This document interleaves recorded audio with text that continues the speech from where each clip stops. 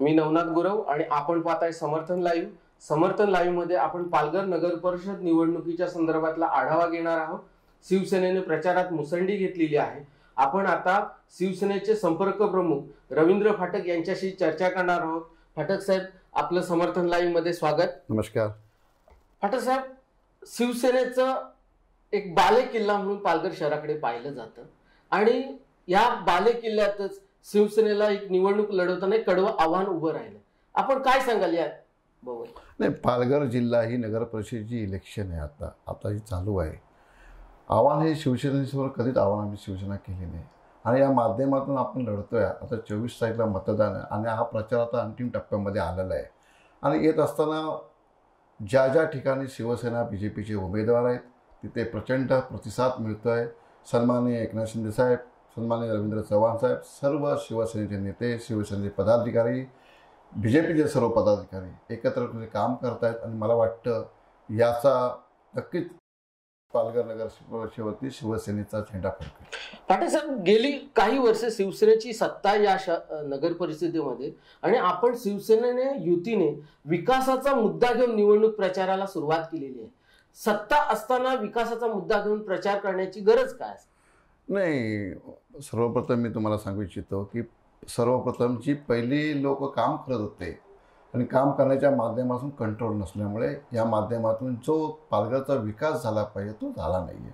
त्याच्यामधून लोकांची अपेक्षा आहे आणि लोकांची अपेक्षा असल्यामुळे सन्माननीय शिंदेसाहेब, रवींद्र चव्हाण एकत्र येऊन आता आम्ही सन्माननीय महाराष्ट्राचे मुख्यमंत्री आमचे पक्षप्रमुख उद्धवजी ठाकरे यांच्या नेतृत्वाखाली आम्ही हे काम करतो आणि या पालघरमध्ये जसं तुम्ही बघत असाल, ठाणे शहर असेल, मीरा भाईंदर असेल, कल्याण डोंबिवली असेल, बदलापूर असेल, अमरनाथ असेल, ह्या शहरामध्ये जी डेव्हलपमेंट आहे त्याच माध्यमातून सन्माननीय उद्धव साहेब असतील, मुख्यमंत्री असतील, यांचं स्वप्न आहे की पालघर पण त्याच माध्यमातून डेव्हलप झालं पाहिजे.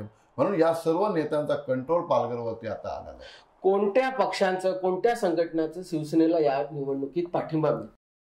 बघा, मला वाटतं या निवडणुकीमध्ये शिवसेना BJPची युतीत आहे. सर्व समाजाने आजपर्यंत मला वाटतं मुस्लिम समाज असेल, बाकी जे वाघरी समाज असेल, जे समाज या पालघरमध्ये आहेत त्या सर्व समाजाने एकत्र येऊन मिटिंग करून आम्हाला शिवसेना BJPला पाठिंबा दिलेला आहे. आज संध्याकाळपर्यंत मला वाटतं की जेवढे या पालघरमध्ये समाजाच्या माध्यमातून समाजाने स्वतःहून मिटिंग करून सन्मानाने आपल्याला बोलून सर्व उमेदवाराला जोरदार स्वागत केलेलं आणि पाठिंबा दिलेला आहे. सर, ज्या शिवसैनिकांनी बंडखोरी करून निवडणूक लढवण्याची भूमिका घेतलेली आहे त्यांचं असं म्हणणं आहे की पक्षाच्या नेत्यांनी त्यांना विचारात घेतलं नाही. या बंडखोरीबाबत आपण काय सांगा? नाही, सर्वप्रथम तुम्ही ज्यांनी बंडखोरी केली त्याचं मी नाव घेण्याचं मला काही इच्छा नाही आहे, पण ज्यांनी बंडखोरी केली जे असतील त्यांना काय पक्षाने दिलं नाही? जिल्हा प्रमुख दिलं, नगराध्यक्ष दिलं, उपनगराध्यक्ष दिलं.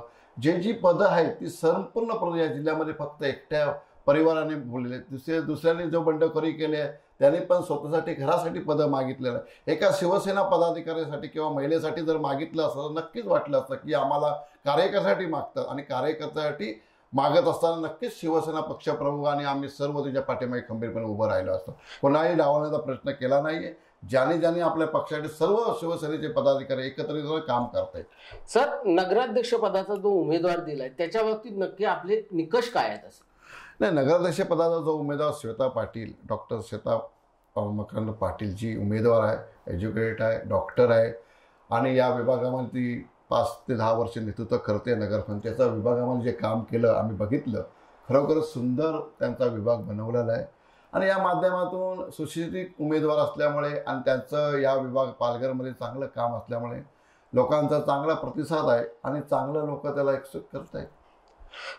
फाटक साहेबांचं असं म्हणणं आहे की पालघर शहराला अपेक्षित असं जो विकास हवा होता तो विकास गेल्या 15-20 वर्षात मिळाला नाही. त्याच्यामुळे चांगलं नेतृत्व देणं, चांगलं प्रशासन देणं हे शिवसेनेचं धोरण आहे. त्याच्यामुळे शिवसेनेच्या नेत्याने एक वेगळा विचार केलेला आहे. चांगलं धोरण, चांगलं विकास देण्याचा शिवसेनेचा प्रयत्न आहे. फाटक साहेब, आपण समर्थन लाईव्ह मध्ये आपली भूमिका मांडली त्याबद्दल धन्यवाद. नमस्कार.